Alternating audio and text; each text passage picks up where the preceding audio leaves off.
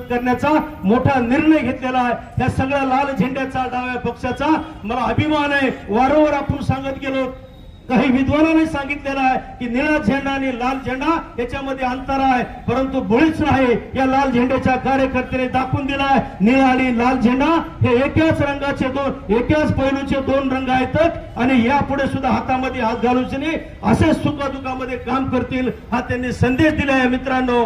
आणि ह्याच्यातून एक गोष्ट लक्षात ठेवा, जी आज वाकुडे साहेबांच्या परिवाराला असेल, सोमनाथच्या परिवाराला जी काय या ठिकाणी मदत महाराष्ट्रातून लोक करत आहात, ह्याच्यातून एक संदेश घेणं गरजेचं आहे। जी माझी पिढी जी काही आंबेडकरी चळवळीमध्ये असेल किंवा भूमिहीन कष्टकऱ्याच्या चळवळीत काम करणारे कार्यकर्ते, तो यांना सुद्धा मेसेज आहे की जर तुम्हाला कोणी म्हणत असेल की चळवळीत पूर्ण वेळ काम करायलास पण लेकरा बाळाचं काय, तर त्या हरामखोराला स्पष्टपणे सांगा मला लेकरा बाळाची फिकीर करायची गरज नाही।